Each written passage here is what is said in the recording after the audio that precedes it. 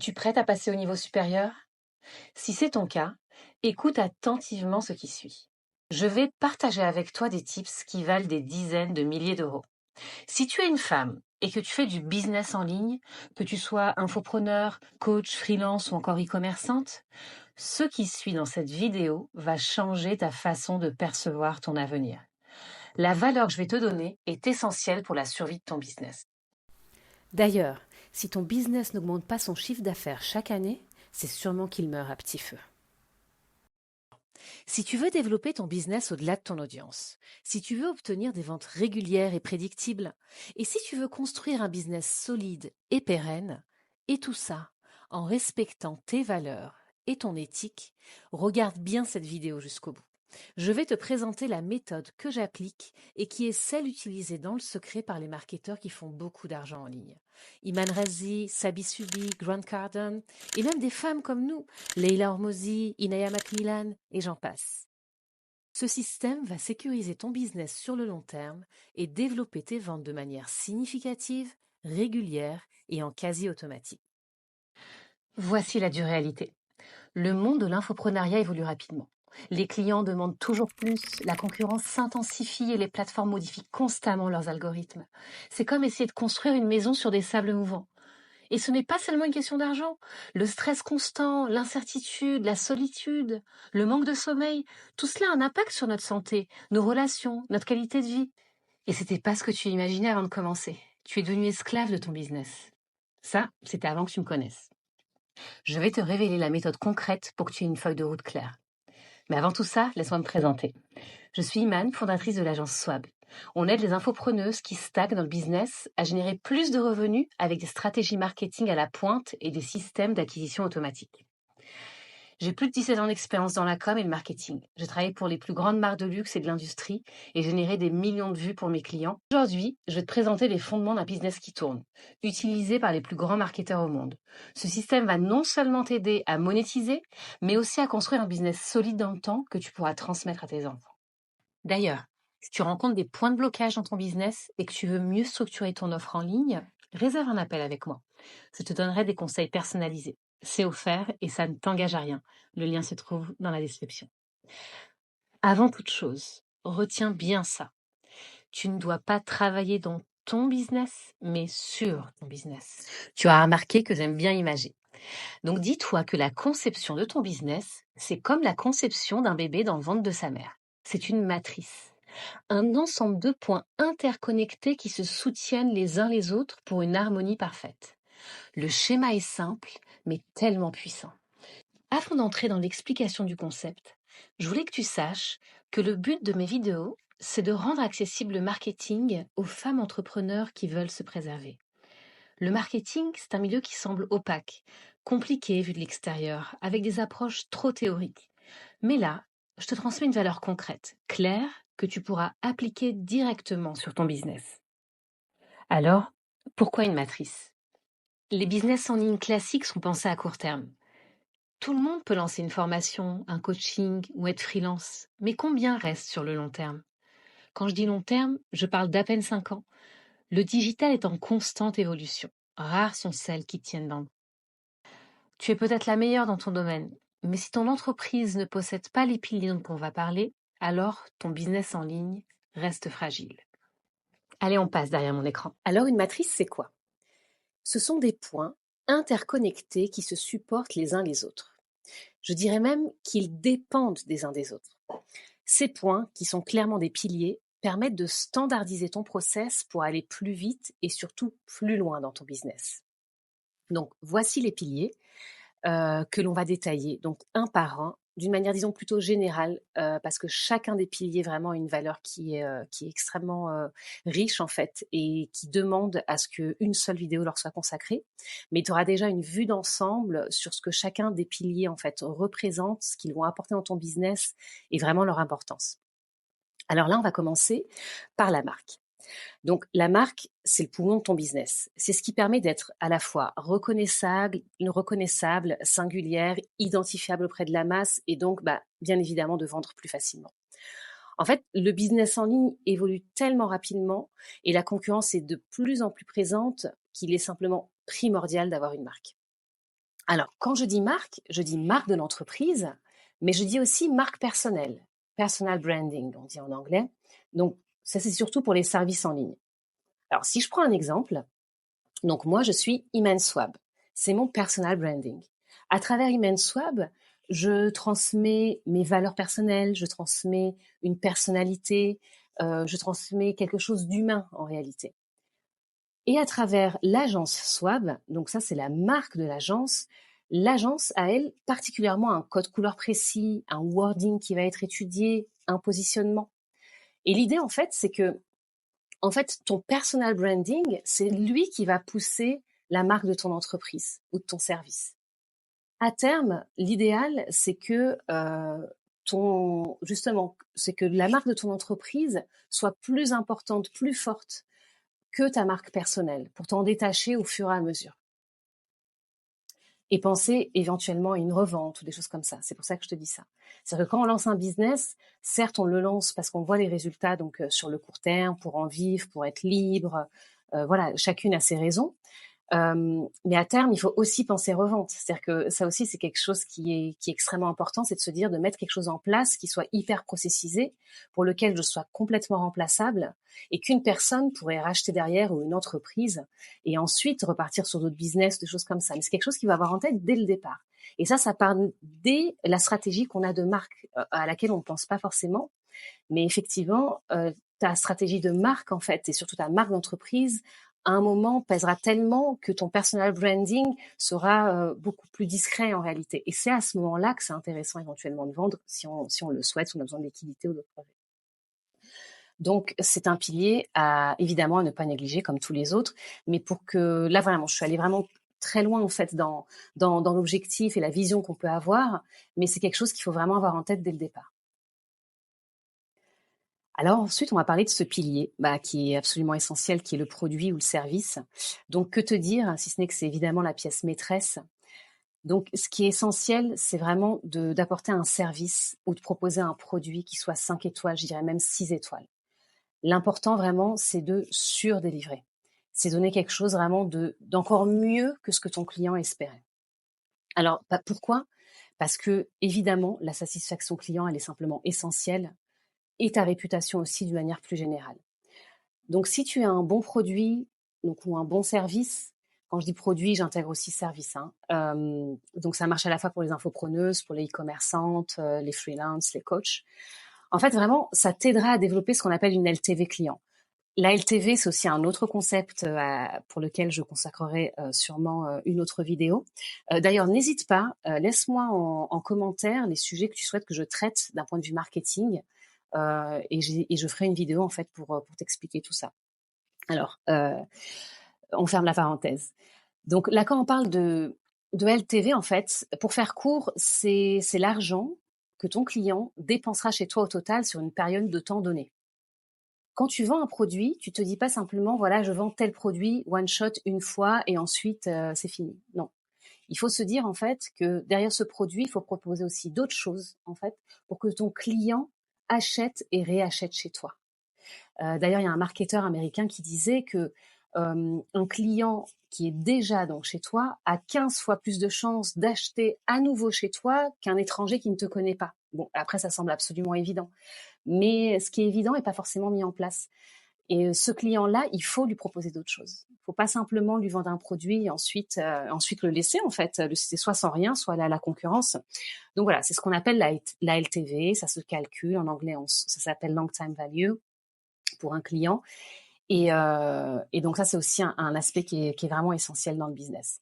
Donc, produit, service, comme on l'a dit, 5 étoiles, voire même 6 étoiles, over-delivery, surdélivrer, donner toujours plus pour que le client soit satisfait et rachète chez toi derrière, ou aussi te recommande évidemment par la suite. Alors après le produit, j'ai mis ici la team. Alors la team, enfin en réalité, il n'y a pas d'ordre imprécis, hein, qu'on soit d'accord, parce que tout est interconnecté et tout va ensemble. Hein. C'est vraiment, c'est un ensemble en fait. Là, on va parler de la team.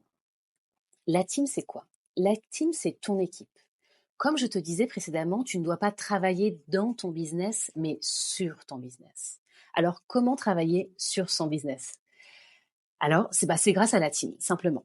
La team, elle te permet d'appliquer ce concept au quotidien pour que tu sortes du day-to-day, pour que tu sortes des tâches purement exécutives, pour que tu sortes en fait des tâches qui ne t'apportent pas d'argent, simplement. Ces tâches-là, en fait, on appelle ça la délivrabilité. C'est qu'une fois que le client a acheté chez toi, il faut que tu lui délivres en fait ton produit ou ton service. Ça doit être ta team qui s'en occupe pour que toi, tu ailles chercher des clients derrière et que tu te concentres vraiment sur la stratégie, sur la vision et sur le long terme. Donc voilà, comme je te disais, ton rôle, c'est d'avoir la vision, de connaître la destination, d'améliorer constamment ton service ou ton produit et de mettre en place des stratégies. Pour cela, il te faut simplement du recul. Et le recul, tu ne peux pas l'avoir si au quotidien, tu es en train de délivrer à tes clients. Tu es en train de te concentrer sur les tâches exécutives pures. Tu ne pourras pas l'avoir. Et même, je dirais même que tu peux même aller en burn-out. Parce qu'au bout d'un moment, tu vas accumuler beaucoup, beaucoup trop de travail. Donc, tu ne prendras même plus de plaisir à travailler. Et donc, ça, c'est compliqué. Pour remédier à ça, team, team, team. Donc, si je dois imaginer, c'est comme traverser l'Atlantique seul sur une barque. C'est risqué, épuisant, et il y a peu de chances que tu y arrives, évidemment.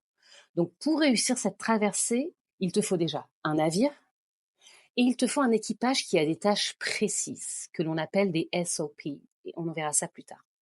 Donc, même les meilleurs solopreneurs ont une team. Donc, que tu viennes de te lancer ou que ton business soit déjà développé et que tu souhaites scaler, il te faut une team. Alors ensuite, il y a ce qu'on appelle le onboarding. Donc c'est un terme qui a été calqué sur le thème aéroportuaire, de l'embarquement en fait, le fait vraiment de monter dans un avion et de décoller. Donc c'est ce même terme qu'on utilise en marketing pour tes clients. Le onboarding, c'est quoi? En fait, c'est hyper important déjà, vraiment. Et c'est vraiment le premier contact que ton client aura avec toi, avec ton produit ou ton service. En gros, c'est la première impression, pour le faire court. Donc c'est comme quand tu rentres on va dire c'est la porte d'entrée de ta matrice. Voilà. Donc si la porte elle est rouillée, qu'elle a un mauvais aspect ou qu'on se foule les pieds dans le tapis, alors ça va pas du tout le faire. Donc le onboarding, il doit être efficace, il doit être smooth, il doit être complet. Il doit refléter en fait le service et le produit qui va être 5 ou 6 étoiles comme on l'a dit précédemment. D'accord? Donc sur le onboarding, il n'y a pas de débat. C'est la chose sur laquelle tu dois te focaliser.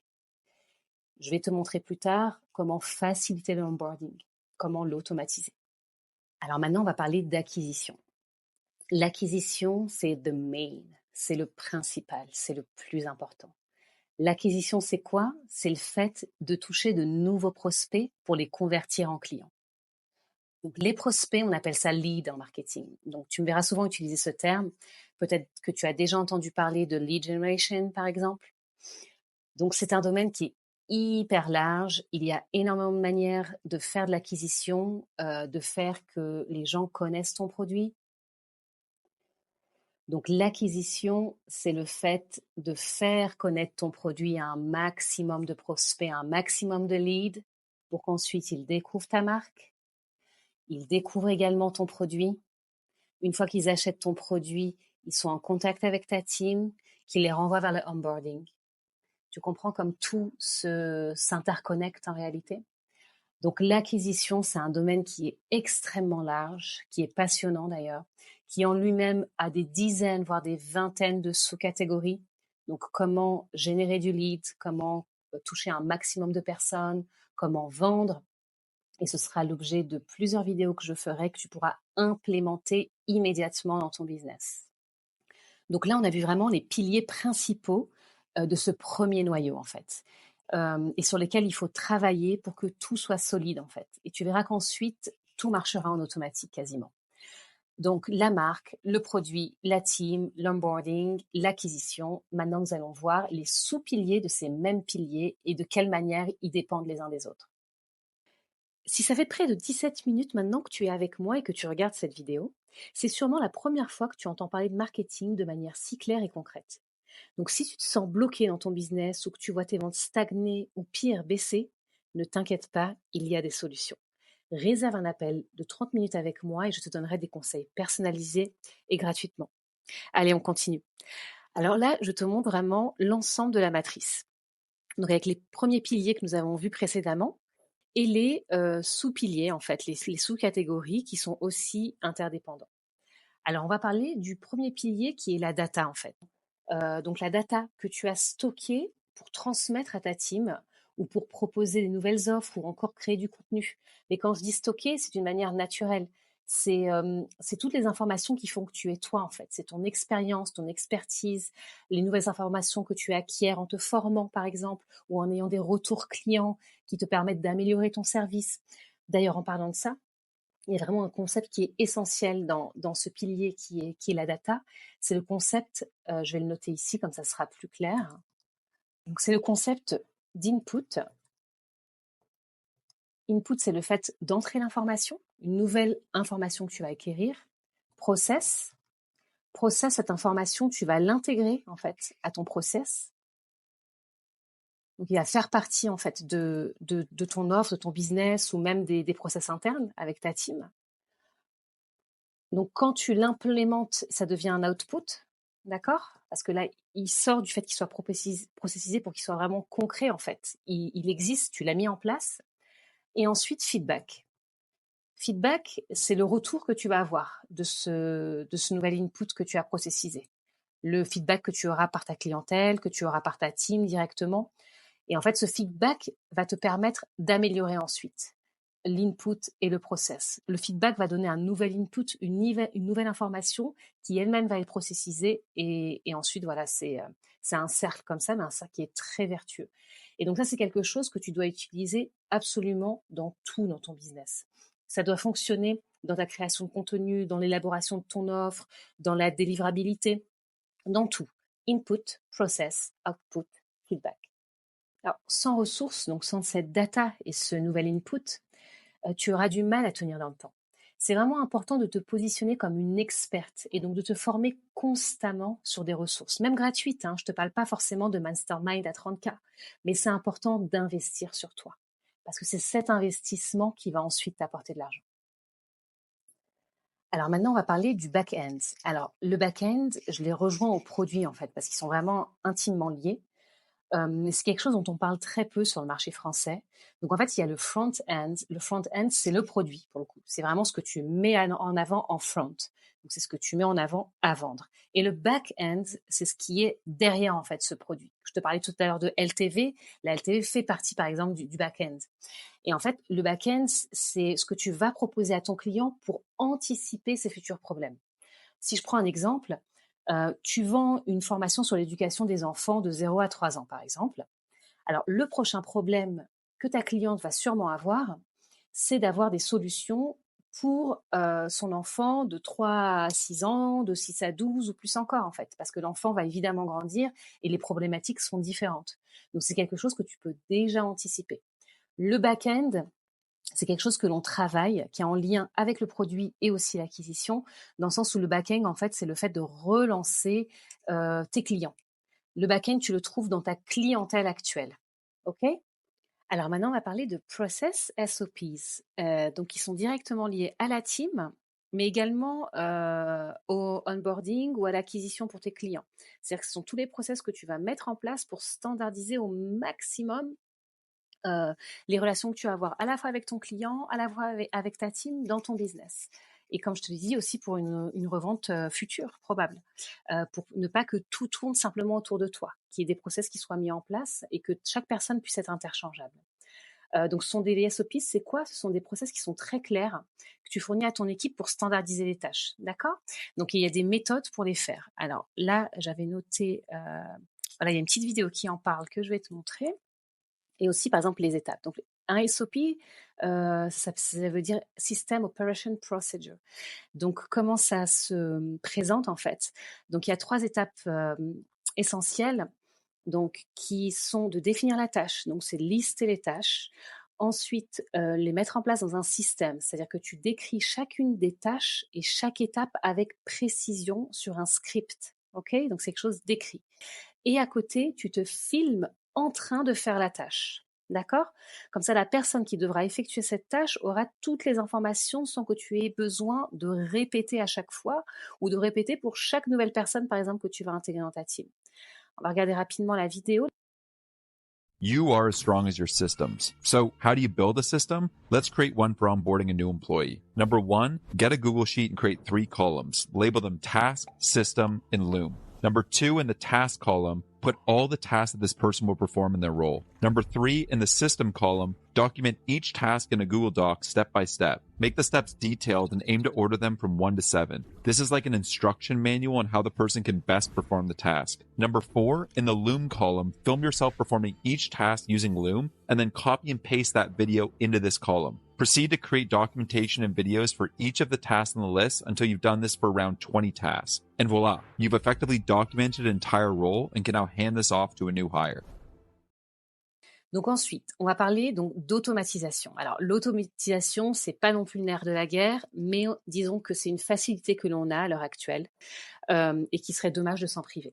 Donc ça te permet de mettre en place plein de systèmes à travers des applications pour tout automatiser et ne plus avoir à faire les choses manuellement. Donc comme tu l'imagines, ça te fait gagner un temps fou, mais aussi ça améliore la qualité de ton service. Dans le sens où, par exemple, pour l'onboarding, comme je te disais, l'onboarding, tu as un onboarding team qu'on vient de voir à l'heure actuelle avec les SOP, mais tu as aussi un onboarding client, dont je te parlais tout à l'heure en te disant que c'était vraiment la porte d'entrée de ta matrice. Et donc là, en l'occurrence, si tu l'automatises, ça va être quelque chose qui va être rendu très facile pour la cliente, où il n'y aura pas d'oubli, où ce sera rythmé comme il faut. Et c'est vraiment quelque chose à mettre en place qui est absolument essentiel. Et voilà, comme je te disais, c'est vraiment dommage de s'en priver à l'ère où on a énormément d'outils qui permettent d'automatiser énormément de piliers de notre business. Et enfin, il y a le réseau. Le réseau qui est un asset qui est souvent négligé, alors que vraiment, littéralement, il peut apporter des clients sur le court et sur le long terme. Donc le réseau, c'est la recommandation, c'est le fait d'aller voir parmi les personnes qui nous entourent, à la fois dans le business, dans la vie peut-être aussi privée, et qui peuvent vraiment nous recommander. Donc ça, c'est un levier aussi vraiment à ne pas négliger et à mettre en place. En général, un business classique n'a que quelques-uns de ces points, et c'est pour ça que la majorité des business n'arrivent pas à atteindre vraiment de gros objectifs. Donc, par exemple, une infopreneuse va avoir une bonne automatisation. Pourquoi? Parce que son onboarding sera déjà automatisé par les plateformes d'hébergement comme System.io, Podia, ou j'en passe. Mais à côté, elle aura un manque important au niveau de son acquisition. Pourquoi? Parce que généralement, elle va simplement se focaliser sur Instagram. Oui, c'est un vivier très important en termes de lead Instagram, mais à la fois, il ne va pas être optimisé en termes d'acquisition, c'est-à-dire qu'elles ne sauront pas comment l'optimiser, elles vont utiliser peut-être que 20% du potentiel de la plateforme pour vraiment générer du lead et convertir derrière. Ou alors, elles vont simplement se focaliser aussi que sur cette plateforme, tout en mettant de côté d'autres types d'acquisition. Et vraiment, comme je te l'ai dit précédemment, il y en a vraiment des dizaines et des dizaines. Donc le tout, c'est d'avoir quelque chose d'hyper solide en fait. Et qui soit indépendant. C'est-à-dire que si par exemple Instagram ferme le compte, on reste malgré tout très dépendant de cette plateforme. Ils peuvent fermer le compte, l'algorithme peut ne plus partager les publications. Donc c'est très important de diversifier en fait, de ne pas mettre les œufs dans le même panier en termes d'acquisition, pour pas qu'il y ait une influence qui soit flagrante sur tes ventes, quoi. Donc, je te parlerai de tous les types d'acquisition pour que tu implémentes ça aussi. Avec cette matrice, si tous les points sont respectés, on arrive à générer des résultats qui sont bien au-delà de la moyenne. Tu pourras enfin te focaliser sur ton expertise et penser aux stratégies pour développer ton entreprise sans être dépassé. Tu travailleras sur ton business et non plus dans ton business. Donc, si je résume, avec une matrice saine qui respecte tous ces piliers, en étant hyper optimisé. Tu rentres des clients en automatique toute l'année. Tes produits et services fonctionnent en evergreen, donc pas besoin de faire des promotions à chaque lancement. Tu n'as plus de creux dans ton activité et tu ne vends plus ton temps contre de l'argent si tu es freelance ou coach. Donc le but d'une matrice est de construire une machine qui permet de scaler. Donc je m'explique, quand je dis scaler, c'est créer un effet de levier. C'est-à-dire que pour le même effort que tu vas faire, tu auras plus de résultats.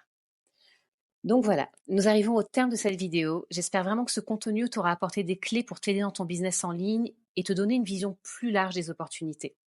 Donc maintenant, tout ça, c'est de la théorie. Si tu veux mettre ça en place dans ton business, réserve un appel gratuit avec moi. On fera un point sur ta situation et je te donnerai une stratégie personnalisée qui s'adaptera à ton profil. C'est cadeau, le lien est dans la description. Salam!